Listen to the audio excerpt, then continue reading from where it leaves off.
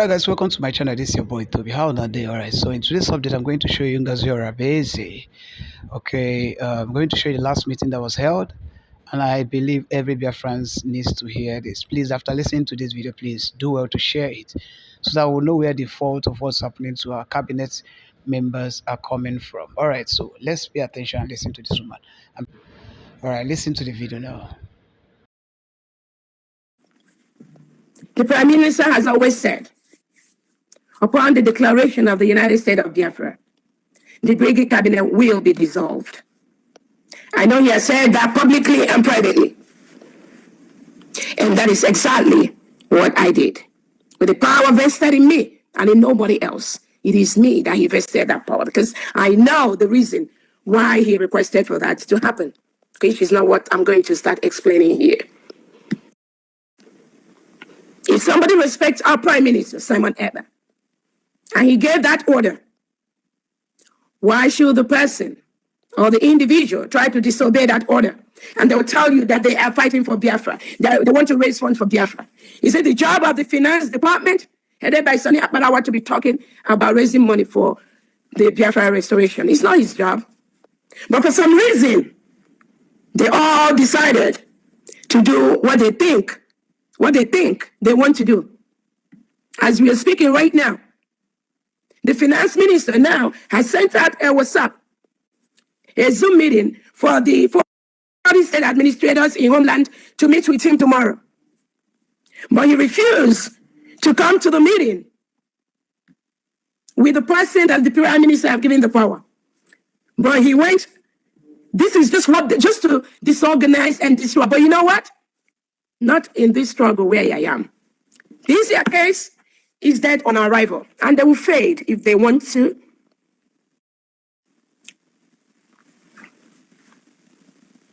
Like I said again, I don't know their issue. I'm not going to get into that. But we have a defense minister that is currently attending to some issues in defense. And that is the right thing to do. Because when PM was available, most things come to him. Most information come to him. But all of a sudden, because he's out, some people think they are the ones that is in charge of everything.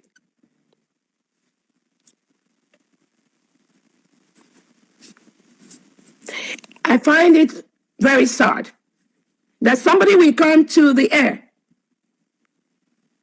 to tell the world that without him, the Finland Convention wouldn't have happened. And that is why it's very, very important for us to know how we can help the finances. We don't want nobody coming out to say that without him or her, the United States of Biafra will not be achieved. That's a slap on our face.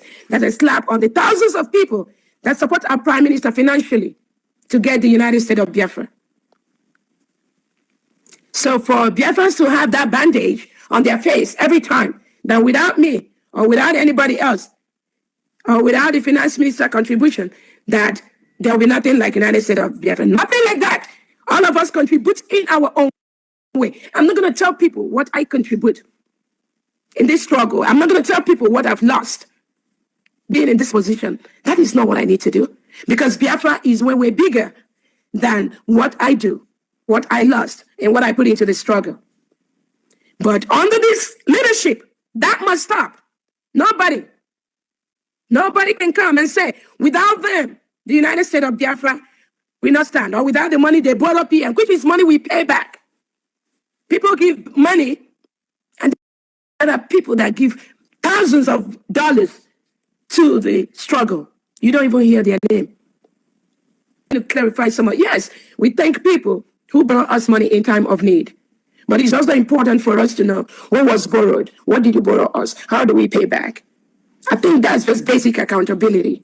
It's not to stop anybody from doing what they do, but it's just the transparency. Because we are in a new administration. We are now a country. It's not everything that has to come to the open, but we know things that the cabinet needs to know. And there are things the cabinet do not need to know. And that is why the cabinet decided we are going to have a week break before we start our fundraising. and Sonia Panawando and Nigeria went to be telling Biafrans that Dr. Ngozi Orabueze have canceled fundraising and are trying to connive and try to deceive those in homeland, our angels. But I'll tell them, please, do not get involved in this madness. Do not. Do not.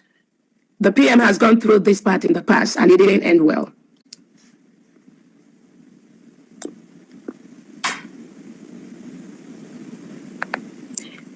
The essence of the information department is to let Biafrans know what is going on.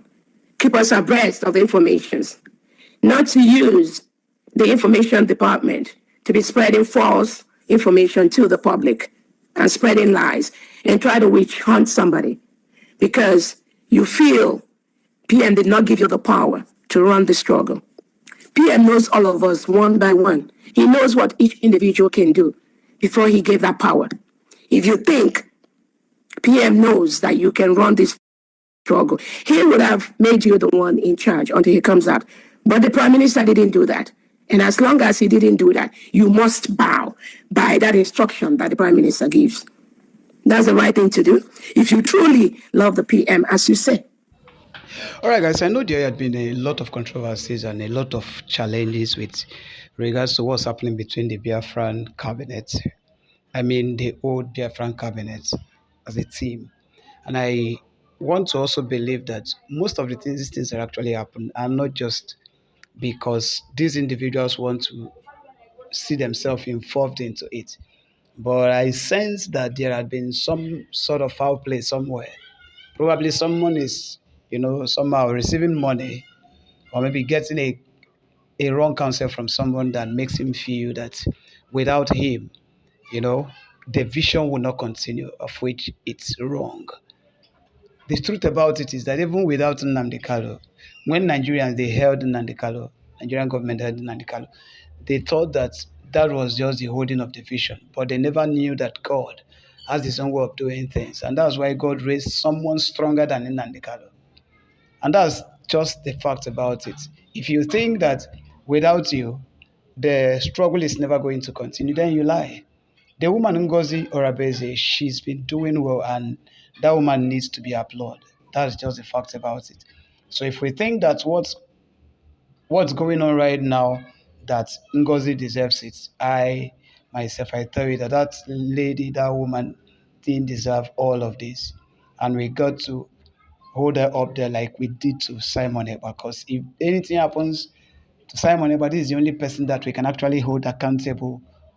You know, this is the person we can say, okay, and we have all the trust on you now that you can continue with the vision. Apart from this, we are never going anywhere. The one Mr. Van Vam that is busy, doing a whole lot of stuff on social media, trying to make the woman look bad, trying to make the struggle look as if there was never anything legit with the struggle, and trying to make everything that they've struggled for a very long time, all the struggles look useless. I tell you, that is never the right strategy and right application to getting things working. Biafra is a nation, and I tell you, everything that is happening within the nation, it's part of the purpose of God. So we got to hold it up there. And I want us to know that Ngozi Orabueze is the one that probably God has chosen. If God didn't know that all these things will happen to Simon Ekpa, he wouldn't choose Ngozi Orabueze to be the deputy prime minister. That's just a fact. So we shouldn't forget that God has his own way of doing things. And I want us to please hold on tight to what we believe and what we want to see, so the blessings of God will complete for us. So, all right, Airborne, I hear you guys. All right, so stay cool. Just in case this is the first time you're meeting me and you've not subscribed to our YouTube channel, please do well to subscribe, like, comment on the videos, and as well share, so that you get more updates on as it take they go. Thank you so much. All right.